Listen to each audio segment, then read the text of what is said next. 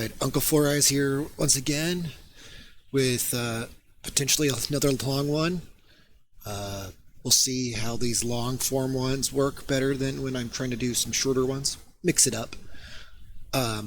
Again, this one will be just I want to say it's going to be inspiration for young, old, new, whatever you have, wherever you are, comic book creators. I want to show off this comic and how I made it, essentially, and it be kind of the conversation starter for essentially other videos afterwards to kind of, I don't know, make an ongoing video series slash discussion about comic making from the ground up. At this point, this is going to be 100% indie. I don't have any real like professional work or anything. Mostly because I either haven't applied myself or I didn't want to do things with other people. So yeah, basically the thought is if I can make it on my own, then that either proves to people, to the veterans, to the people who with money, with clout, that I can run with them, or two, I can just do it in my free time. So with that out of the way, I'm just gonna give you the down and dirty version of my first fully realized comic. Again, I made this. You've got a cool little. I'm considering this like an alternative cover on the back, with nothing. Obviously nothing flourishy. Just white. I'm going to show you this real quick, just the innards, because I will be cross-referencing it with other stuff. But yeah, essentially, there's nothing really too much crazy to think of. I did all this. Come up with the story, you pencil it, or you do the layouts, pencil it, ink it, then you letter it. Then I use digital means as a way to color it in grayscale. And yeah, I did all this myself, and there's about 40 pages worth of content in here. And, give you a little extra, fun little picture here. And here's my information, which is my original way of, I guess, putting credits in here. So here's all my contact information, if you can even read any of that. Patreon, of course. Which again, I'm a nobody, so more or less, I feel like it's sometimes easier to be a nobody and who's going to show you something that they did, and then makes you feel, I don't know, sometimes it makes you feel like, oh, I could do that. Like, what the fuck? That guy did that? Okay, well, I could do that. That's easy. Comics are easy and hard. They are definitely a contradiction onto themselves. So what I'll do is I'm going to kind of give you a quick little thing. Like, obviously you want to write your stories out and stuff. I'm not a good writer, or at least I don't like to think I can make a competent script, especially for other people, or definitely for other people, but for myself, I just use, WordPad, and I just kind of bullet point. I spent about a year just screwing around and constantly like working on what story I wanted to tell. And that was one of the more things I wasn't confident in, that I wasn't really sure what I wanted, because I feel like I'm an artist first, or like an idea guy first, and those people are the worst and the best people, because it's like you have all these toys and all these Lego pieces, but then all the possibilities, but then you just freeze and you just go, well, either I screwed around for an hour or two, smashing pieces together, or figures together, clanging them and banging them, and then you're just like, oh, that was a whole lot of nothing, really, but I thought I was coming up with something good, or I thought I made something competent in Lego form, and it ended up just being like something that a 5-year-old would make. Um, and it really just starts out really infantile, very basic. You know, it's as simple as what do you want to tell? Like what story? Like if you can give yourself like a paragraph of like not even like a competently done paragraph, but if you can be like uh, a crew is trying to survive an alien on a derelict spaceship, like there you go. Like that's like if you can find out like figure out the elevator pitch, everything else will either come naturally or you just essentially just expand upon the vague. Like imagine it being you know the marble stone or a wad of clay, as they like to use sometimes with analogies or whatever you want to call them, and you will over time slowly develop your story. And sometimes you just want to, all you need to do is like copy other things to the point where you copy so much that no one can just go, oh, that's just this. Like I'm hoping this doesn't just look like the stuff that I've shared in past videos, you know, where it's like, oh, it's just these two things, and there it is. It's like now, it's like I'm hoping that has a little bit more complexity in it, and just making it over time, you will feel kind of a rhythm and a kind of what you want to do with it. And so yeah, I had to come up with names and all that stuff. And again, I could show you that, but that might be for another time. I kind of just want to give you like a quick rundown on a lot of things and then go from there. Like I want to expand upon certain steps or whatever potentially in other videos, or hear what you have to say and then kind of hopefully use that as a reference so that then I can then you would help me basically make the next video. So I wanted to show you this real quick. Like this is a simple thing of like what I would do if I was to lay out a story. Again, I'm mostly a visual person, so I'm going to want to tell the story in a very storyboard layout fashion. And this would be like a quick way of me. I think I have like a little piece of. This is it, yeah. Like I have a little piece of cardboard here that I just trace. Like this is how I would. Again, this isn't going to be a professional person's way of doing something, but you know, it's one way to kind of go, oh, okay, I see. Like just get you guys inspired. It's as simple as just doing this. I don't even care if it's clean or not, right?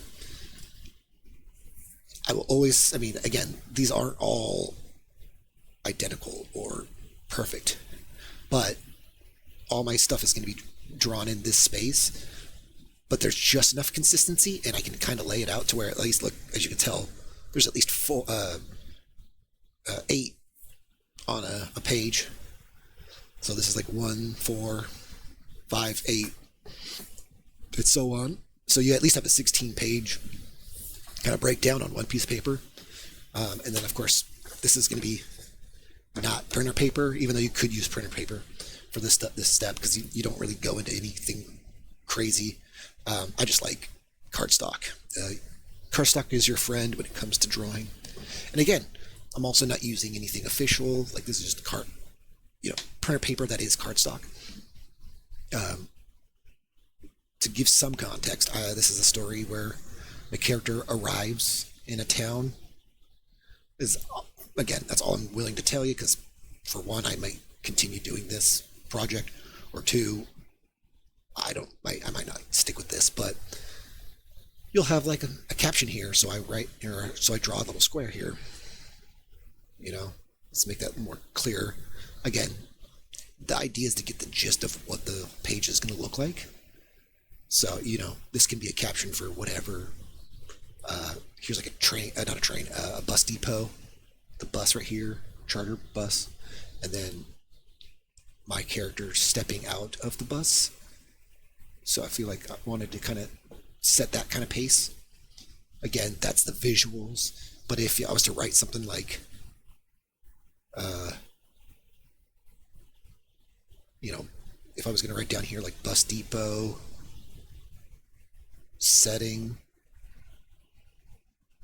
character reveal, or not reveal, but character whatever, right? It's before the reveal, and then a full body, or at least 3/4 or majority of the body shot here, is, again, I'm not a good speller. Establish shot of, we'll just do OC. Here's, a shot of his watch, the time, and again, I don't remember any of this stuff, so this is why I probably will have to start all over again from fresh, because I don't know what I was doing here. This is why you want to make sure you do it clear enough to remember, but also, if you want to change it up, you didn't spend forever doing this. Like, I didn't just start drawing on a whole piece of paper. Granted, I've done that before, and that's a bad idea. You want to start here, where it's like this is going to be him standing here in a silhouette or something, and then there's a guy walking away or something. Maybe he's gonna try and he's looking for someone or whatever. Anyways, again, terrible example when I don't have a full established thing, but essentially that's what, if I was going to at least draw from something, that's how it would look. This is just the later half of Hoghead Geo Chapter 2. Once again, this time I didn't use this, it looks like. Maybe I did. Nope. Still wasn't using this at the time. But, I've got my page numbers to kind of try and keep straight. As you can tell, I omitted certain things, and, there was constant tweaking and whatnot to get it right. I've got things I need to do down here. Constantly keeping myself on track. These are just X'd out so that I know that I've done them already, which would be pretty obvious if you looked at the stack I have. But it just feels good. It's, again, it's like on the calendar when you cross out every day, you feel like you're doing something, you're accomplishing something. So, anyways, I was trying to wrap up the story, and an example. This is the character finding keys, but then realizing, the person who was guarding said keys just came out of the toilet, and then he's like, we need to grab him, and so the two characters, Yo and Two Stock, are jumping at the guard or whatever. They're jumping at him, right? So that's all I need to kind of keep the story going. But yeah, it's as simple as that. You just kind of sketch that stuff out.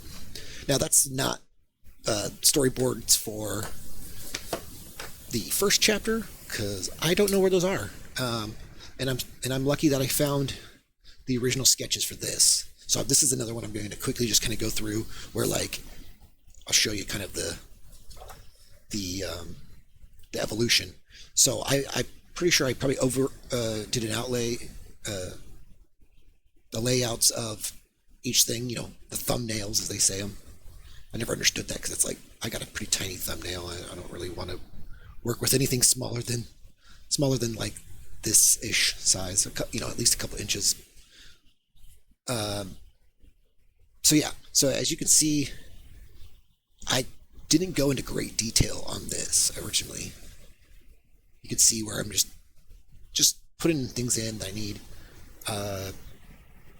But you can clearly tell that what I did was, with this, after I did this, I taped this down, light boxed it, and I tightened up the pencils a little bit more on a second piece of paper, and then that piece of paper turned into the inked page, where essentially is this, just imagine there not being all the kind of gray tone textures and stuff, but anything black, that was all the pen. And again, I can't find the pen for, because it really goes from this to the page that I ink, scan it, and then it becomes this thing, do the coloring, and essentially it's done. So yeah, again, as you can tell, I'm doing kind of the manga style where it's not on. Let's see. Let me see. Let me get a piece of paper here somewhere. I'm not doing it on a 11 by 17. I'm doing it on 8.5 by 11 printed paper. Again, cardstock. Yeah, I've kind of tweaked some things here and there with my materials and whatnot, but for the most part, it's, pencil this down, make it real loose, and as you can see, there's a little bit of altering between the first penciled layouts. You write out. For me, I like writing just whatever is going to be here, even if it's not going to be clearly, it's not going to be identical. But that gives me an indication of like what I'm going to be putting in here. But yeah, so it's almost funny enough, it's almost a 1-for-1 the way I have it. So the image is only probably ever so slightly smaller, which again, you want to do what? I forget the reduction, how much you need to reduce. But if I scanned it in at least 600 dpi, maybe 8, I don't know, I can't remember now. The highest that my scanner has, which is at least 600 plus. So I didn't think it was necessarily gonna ruin the quality, when a lot of times you want to be like twice up and shrink it down. But again, I'm a guerrilla comic maker, so for one, I either have to learn through my mistakes or find that I'm okay with how it turned out, regardless if I didn't do it the Marvel way or whatever, right? So once again, here's the layouts. It's very loose. You can clearly tell where this is, going to eventually be this. When I lightbox it, I omitted this whole thing, and instead this I did fix this all up in digital in post to make it all cleaner. I think what I did was I just inked this, whatever, and then I cleaned it up where it's a lot more uniform. Also, I chose early. I didn't end up. I'm not going to end up doing this where I used white medium, and I'll use white medium again, of course, someday. But for this, I didn't find it so. There's that little mushroom in the background, which is actually a big mushroom.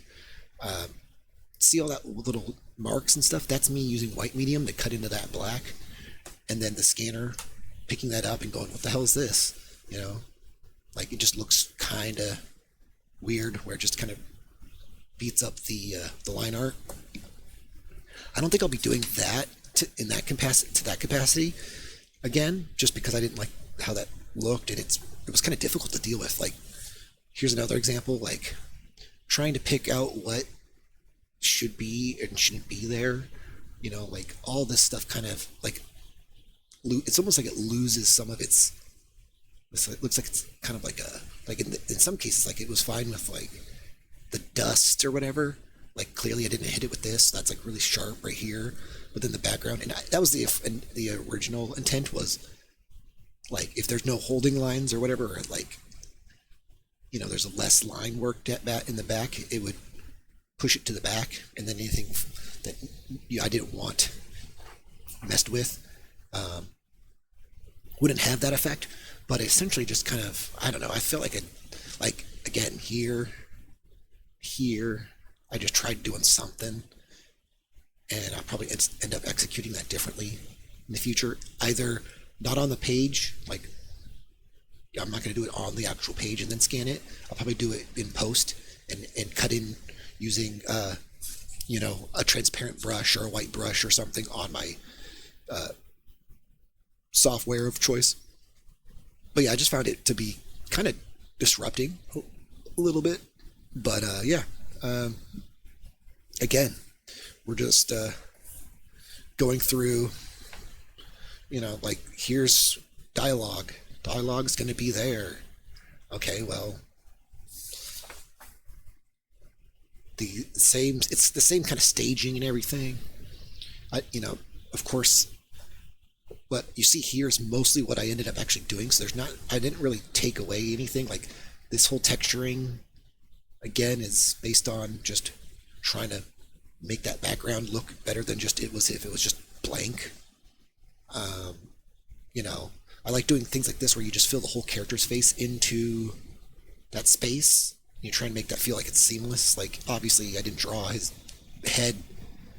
Luckily, they're square-headed characters, so it's kind of fun to be able to do that easily with the shape. Um, you know, uh, there's, this is another thing. I'll probably be doing a lot with these characters where they have the mushroom cap, kind of hood hats, and using that line to kind of separate just the portrait or the face, and then make just this vague void that is empty so that you can then put the dialogue there. Um, any character that has anyone that has this would essentially be able to, again here, I decided to omit the little spots, circles, and just left it of empty void to not be too distracting. I tried to use this as the focal point. Again, cut this down so that I'm hoping that like what you're supposed to be looking at does get drawn to. Again, I don't know if I did what I need to do and whatnot, but again, it's all about trial and error. Like, I'd rather be making this stuff and actually execute it and make mistakes, but also still have something to show and and have people pick up that than if I was to spend all my life trying to, do it with painstaking details and stuff.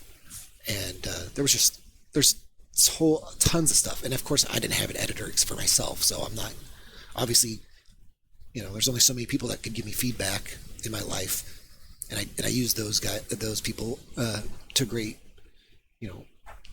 as helpful as they are. But again, it's my project. I still have to stand by it.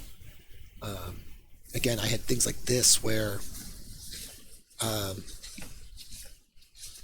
if I was to, excuse me, I have to go through all pages over here.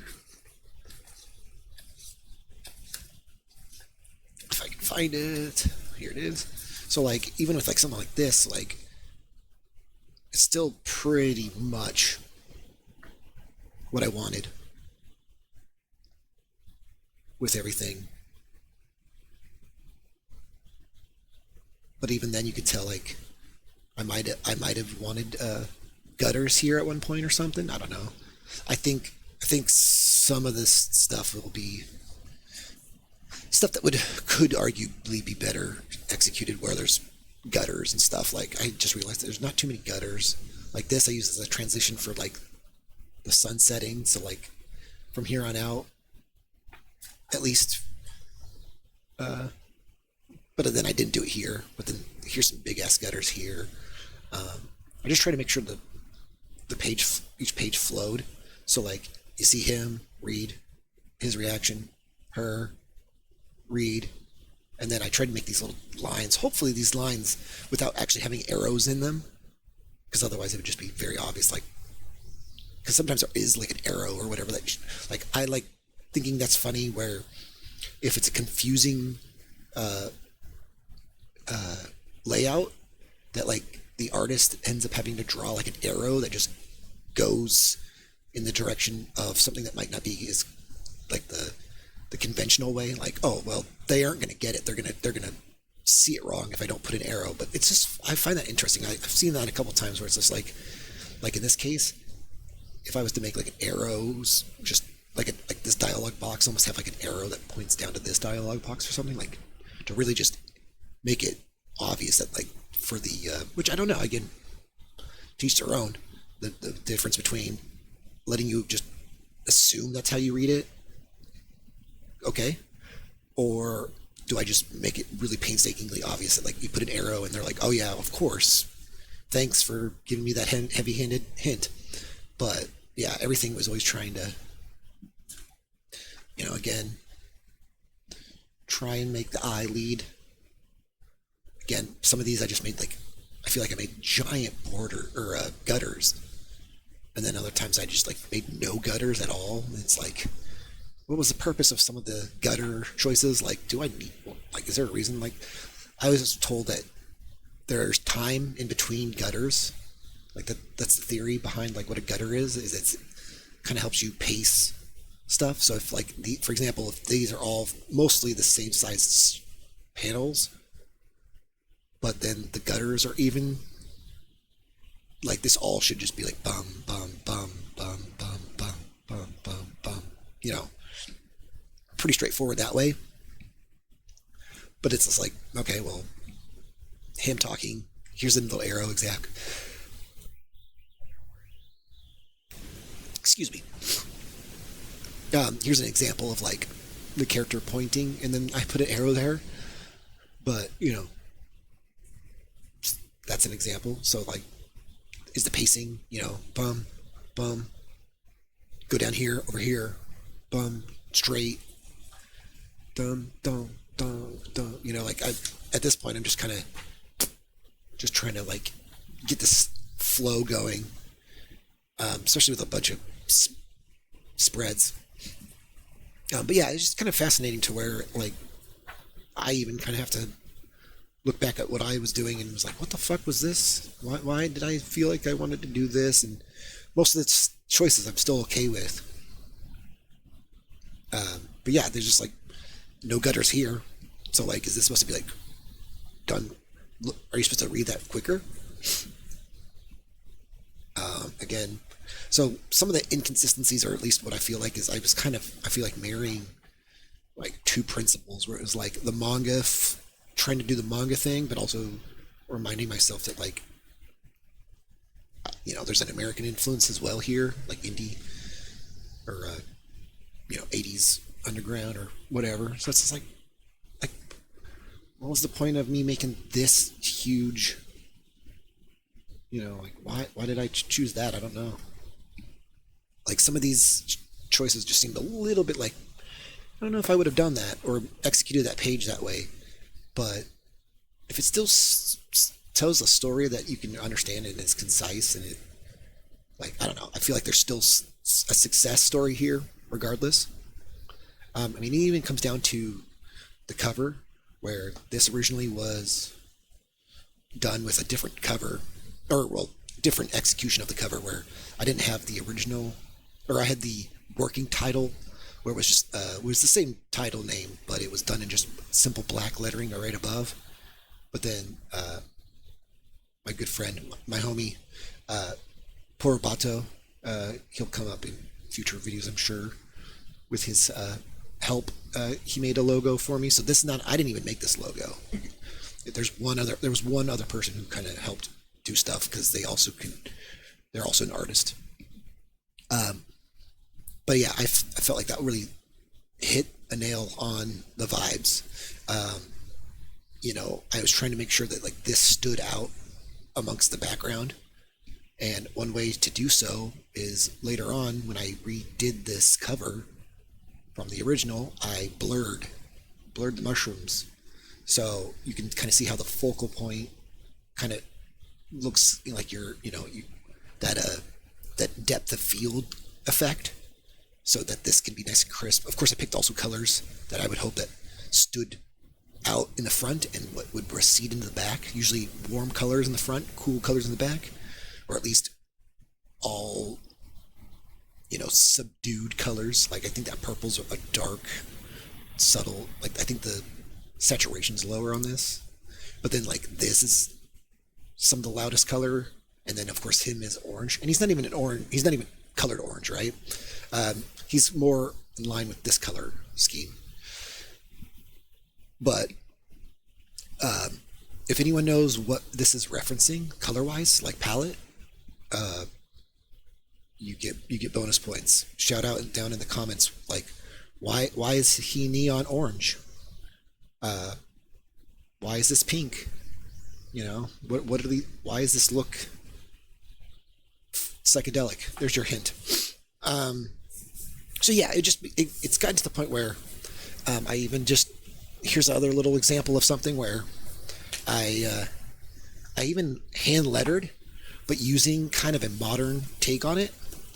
I don't have too many examples, but like so what I did was I just picked whatever default simple. I don't even know what the name of this font is,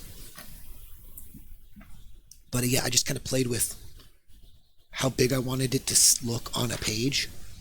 So in reference to, again, a reference to like how big lettering is going to end up on a page of a similar size, proportions.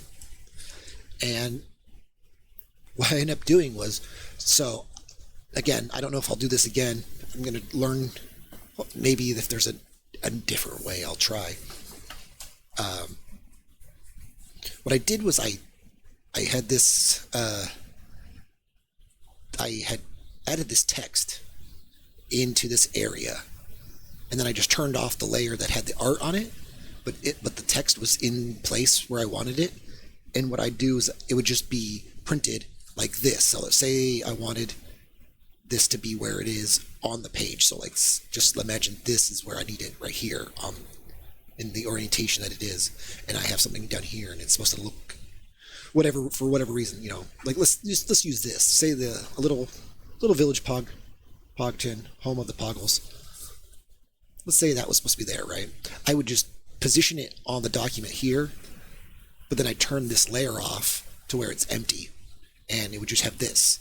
And then what I would do, and here's my example of me testing them out, I would hand letter it by light boxing it. So I'd print this out, cover it with a new piece of paper, light box it, and just, you know, through seeing it underneath, I would just trace it that way. I'm not using like an Ames letter guide or something or whatever. I'm sure there's a better way. This was just the first thing that came to mind when I'm like, I have to letter this myself, but I don't want this. I don't. I want to. If there's one thing I want to kind of say is, don't do this. I'd rather see you do shitty hand lettering, and I'm not even using the word shitty strongly. I'd rather have you attempt to do it in your own handwriting. Just do the simplest draftsman style, just boxy lettering, and just try and trace and emulate this. This will look far better, and it marries, I think, a far better when you then add it to your already hand-drawn art. If you were to do, now, I'll give you an example of me not doing that. Right here. That's me trying to just fudge it a little bit so it looks a little organic, but that was me just trying to get this comic done. So that's what it would normally look like if I was to just try and handle this. I think I hand lettered on the program, and that's as close as it got to being a weird mashup between it being regular font, and then of course that right there is also like the same font and text without actually doing it, but then of course I did it up here. So a lot of again, baby's first comic book or whatever. So it's not, like, these are probably like the worst choices I made when I looked at like the idea that, well, I did that with everything else. Like everything else is handwritten, so like I guess I messed up on here. Granted, this was nice because at the very least I could make it so that it went from transition from the black to the white so that you can read it properly. I don't know if it's still not as very clear, but that was the intent. But yeah, that would be an example of if the lettering looked like that throughout the whole thing. It's still not the worst, but this I tried to emphasize. So like, again, it's not incredibly consistent. And what I like in this case, I did place these all on the computer by hand. I'd write something and then I would just stop and then add another line and just kind of played with it to where I didn't do like I didn't use like return or shift or anything like in a WordPress or like a word processor kind of document. I just used it on the software I was using at the time, and just kind of hand moved everything. And then I would just print the text off on my paper on my printer on just basic copy paper. But then I would take my cardstock. I do that, right? And then here's an example of me kind of being like, okay, that's too small. It's kind of a little bit, not really illegible, but it's kind of messy. It's kind of, I mean, I like it, but not great. And then here's me kind of going, well, these two kind of work. And as you can see, like they aren't one for one. Like, I feel like them being, imperfect looks better than if I was just to do it all with this. Again, I think this is the lazy man's way of doing it, or if you're just trying to get to the end of something, like the means to an end, where it's like, oh, I'll just do this. But I couldn't do that. The artur in me just could not accept the fact that I would just butcher this whole thing, especially since I have complete freedom to do so. I wasn't going to do that to the comic. No matter how bad this comic looks, there's certain choices I was like, you can't do that, dude. Like, you have to handwrite this. You have to hand letter, even if you're doing this weird, amalgamation that isn't, completely right. Like this, I just literally, I wrote that in on the page. And then, it'd be weird little moments like this where I'd fuck up and go, okay, well, that clearly doesn't look like this, but I'd rather have that than me try and make an excuse for like, oh, why did you just, because I just hate looking at, I hate looking at the type font that you can easily have. Like, I don't even do it for this kind of shit. So, like, very rarely will you ever see that. I don't want that in my comics, even if it means it's going to take twice as long or whatever, right? So, yeah, but again, going back to this, I'm kind of going back and forth. I'd scan this after I've hand lettered it, and I would literally cut it out of the picture, the document, and I would just superimpose it on the picture. So we'll just use this. Say this is the document that has all the inked stuff. There's already a box waiting for this. I would just paste it in here, and just as long as it didn't clip into anything, and sometimes you have to erase around. Like if I made a big square that I cut out, erase a little bit of it around it so that it clearly fits within the box. Again, you could still kind of tweak it a little bit. Like if I went with this and it still looked kind of tiny and you can hardly see it, like for example, you can hardly see it on camera right here. And then I think you can start seeing it better as it goes up. So even from afar away, like I could easily technically blow that up a little bit and fit it, somewhere, and it reads just fine. But yeah, I highly suggest you do this. If there's one thing I kind of want to be a purist and a curmudgeon about, is hand letter your stuff. Even if it's going to take your comic longer to make, do it. And I already have a video on how I printed those things to make this, so I don't want to make this video any longer about this process. You can check that video out. It's got terrible audio.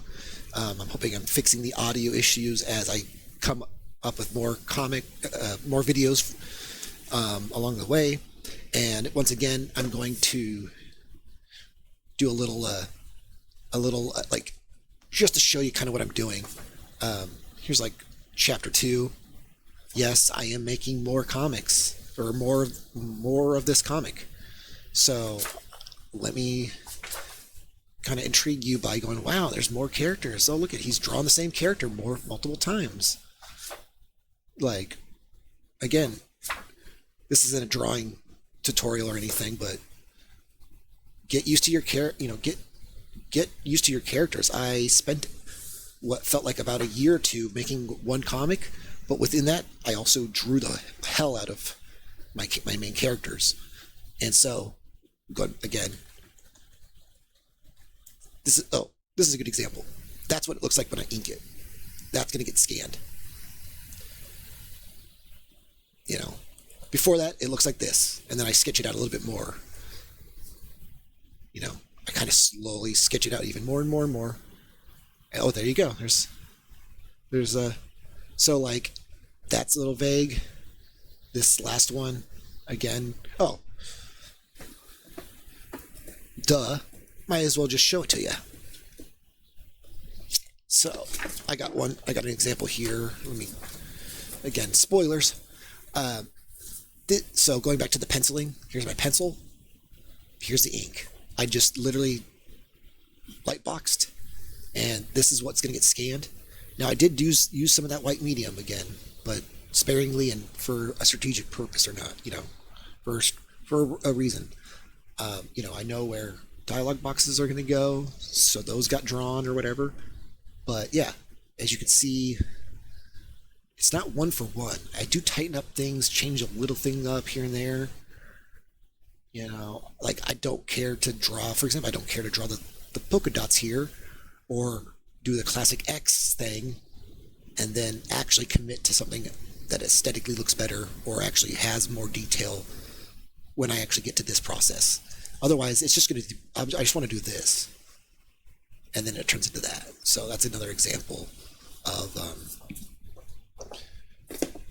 going the extra mile or making it look better in the second drawing of it, I guess, because technically I did draw this technically twice. You might not, you might just go straight to inking on top of this and tighten it up right here.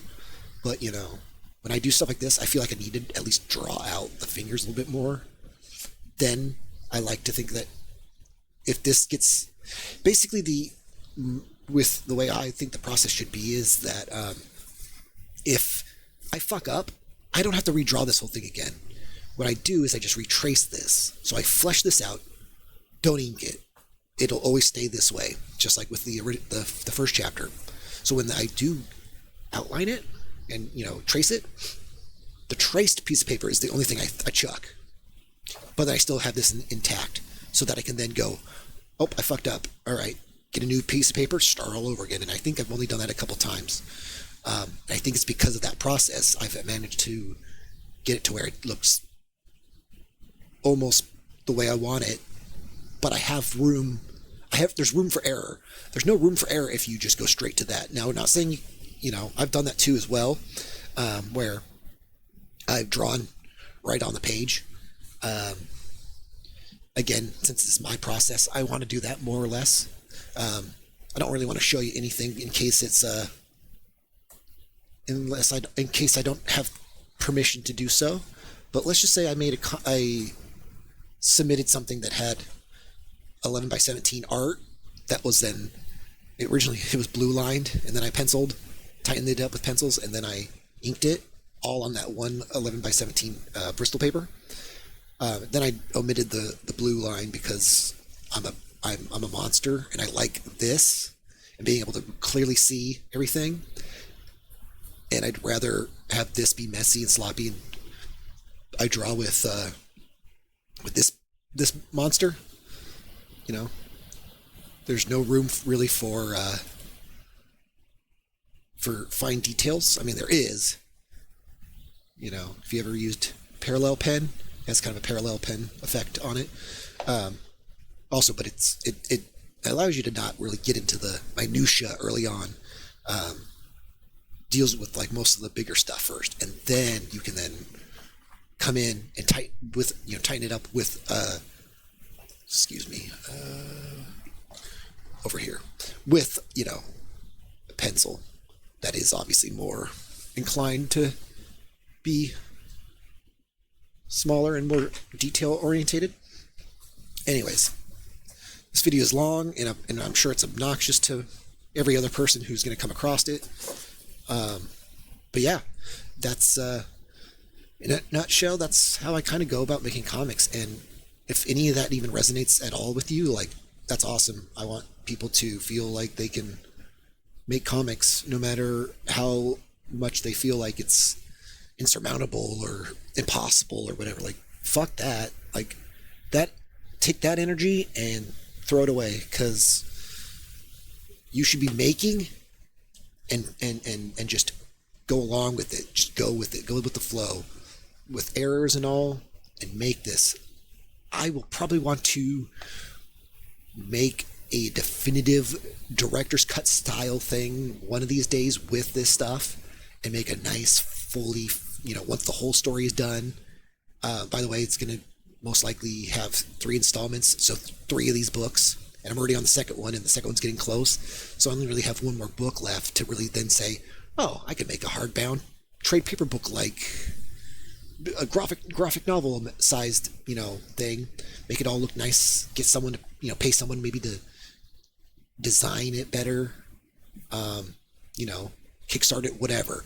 And if you start here early on in the journey, you'll be rewarded with seeing how something like this turns into something. And if not, hey, that the YouTube channel is mostly just to share the love of comics and comic, buying, selling, technically not really buying and selling, but, the hobby of comics and making of comics. So with that, I will bid you adieu. And if you want, again, more content like this, shout out down in the comments.